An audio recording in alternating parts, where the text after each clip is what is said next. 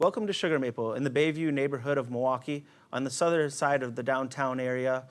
Definitely one of the more up-and-coming entertainment districts around. My name's Rob Zellermayer. I've been bartending for about 20 years now and just so excited to present some of the beers that we have. One of the privileges we have here at Sugar Maple is offering you 62 taps of America's best craft beer. Today I want to kind of give you some ideas of why IPAs are right now one of the most popular beers that I get to serve. The tradition of the IPA actually began in England.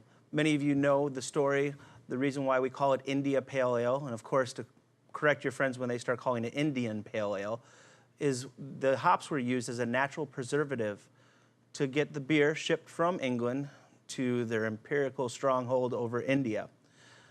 These beers took a couple weeks by ship to get over there, and though the beer was imbalanced, it still was fresh enough for the troops. Americans have adopted this style, easily enjoying the overabundance of hops in their beers and the high ABVs that often comes with it. One of the things that I find is one of the biggest misconception about beer is how the color relates to the flavor of the beer, or most importantly, the alcohol content of the beer. Just because a beer is dark doesn't necessarily mean that it's high in alcohol. Just because a beer is light in complexion does not mean that that particular beer is bland in flavor. I want to show you some examples of how even in the realm of IPAs that the appearance can be quite varying. Color does not define the beer. This particular beer is not necessarily any stronger than this particular beer.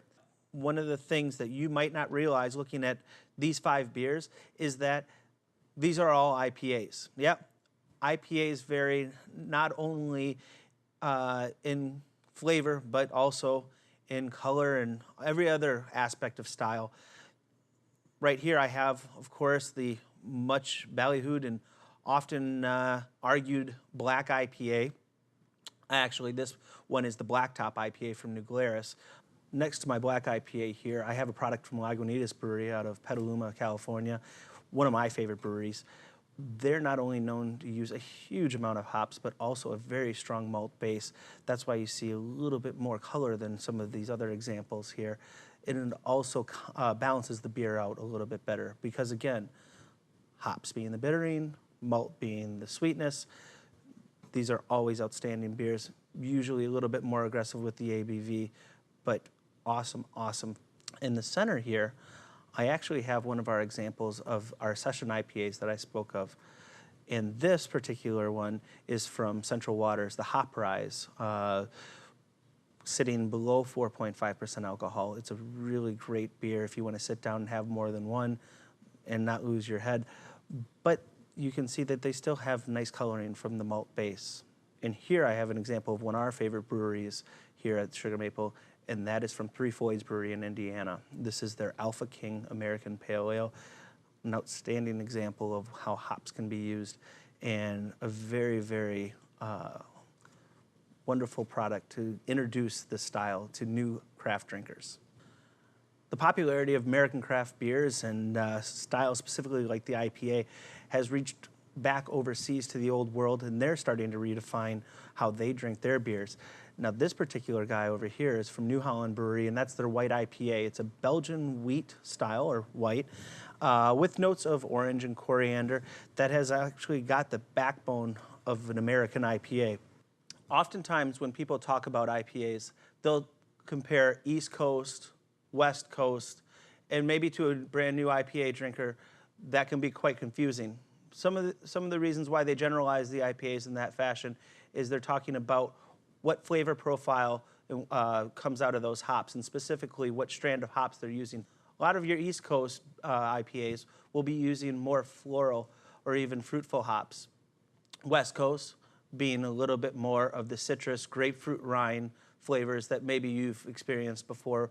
The no-coast IPAs that we're starting to see come about, mostly out of the area here in the Midwest, in Michigan and Wisconsin, refers not only to the lower volume of hops, allowing your palate not to be quite as deadened by the strong flavor profiles, but also the lower alcohol volume. The term session does not mean that it takes an entire session to finish one beer.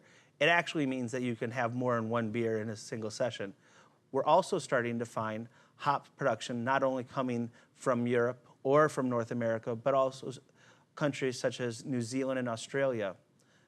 Their hops not necessarily containing that fruitful component that we've come to enjoy in our East Coast hops, nor the bitter red grapefruit rind that we've enjoyed from some of our West Coast examples, or the earthy, piney Colorado examples, but more of a tropical note.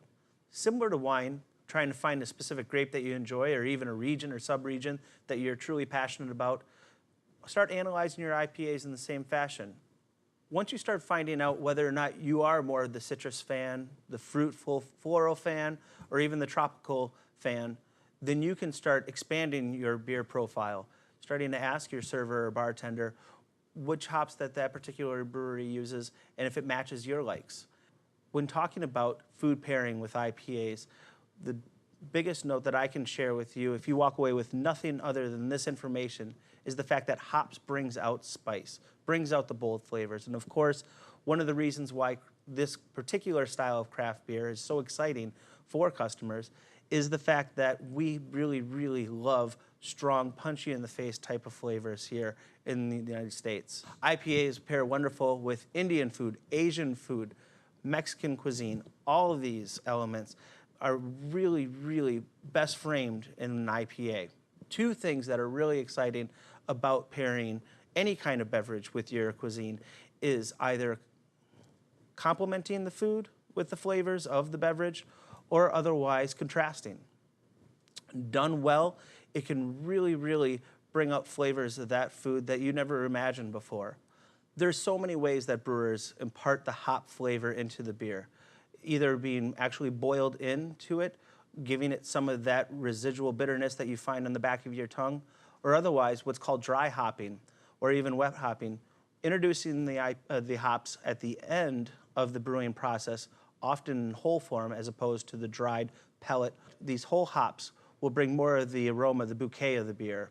One of the reasons why we celebrate beer like we do here in the great city of Milwaukee is because we once proudly held ourselves as the capital of the world in beer production. That's what gives us the opportunity to do something so special here at the Sugar Maple, offering you so many examples of the wonderful breweries that we're seeing pop up every day in all the cities across the United States and throughout Northern America. The other thing that's been quite fun for most of my drinkers here at the Sugar Maple is to see them using these new hops in their own home brews. Here in Wisconsin, we have a wonderful resource that for most of our home brewers in your local home brewing shop. These guys spend all day and all night thinking about beer, so ask them the same questions you'd ask me as a bartender. Get outside of your comfort zone and start using some of these rare hops. Don't stick with just the Centennial, the Chinook, the Columbus, but try some of the Galaxy hops coming out of the Oceania region of the world and see what that does for your beer. Now, pairing beer with food is not where it should stop. You should also cook with your beer. One thing that I like to share with every friend, family member, or stranger on the street when cooking with beverages is if you're not willing to drink that wine or that beer yourself, don't put it in your recipe. We have a lot of fun with blending here every once in a while. I'll take something like the raspberry tart from New Glarus, a little less than a third of that, and 2/3 of a product like a Imperial Stout that with the chocolate note from Southern Tier Brewery, and blend them, and all of a sudden it's candy in a glass. There's no reason why you can't replace your root beer and a root beer float with a wonderful fruit beer. You'll find that some of your local white linen fine dining restaurants are using beer as a medium for some of their extensive chef dinners. Some of the reasons why beer also pairs so well with food, even superior to wine in some cases, is this isn't a still product. Having the natural carbonation in the fermentation process, as well as the forced air that gets pushed in there and the CO2 or the nitro, offers a natural scrubbing element to your palate between courses. One of the things I love so much about dealing with craft beer is the fact that it's not genderfied, it's not age specific, and it does encompass so many different levels of interest.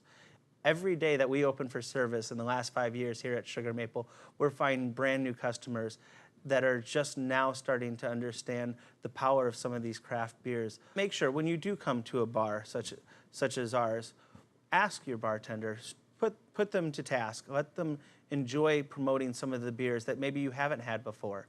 There's so many to choose from, and to stick with your same old beer just doesn't seem to make sense anymore, because there are just so many options, both seasonally, limit releases, collaborations between one brewery and the other. It gets beyond fun. Hopefully we've helped you not only understand beer better, but maybe you've expanded your ideas of what the opportunities you have with craft beer. Ask the guy sitting next to you about what he's drinking, the bartender about what they often enjoy when they're not working, and see what you can do to then introduce your friends to more craft beer.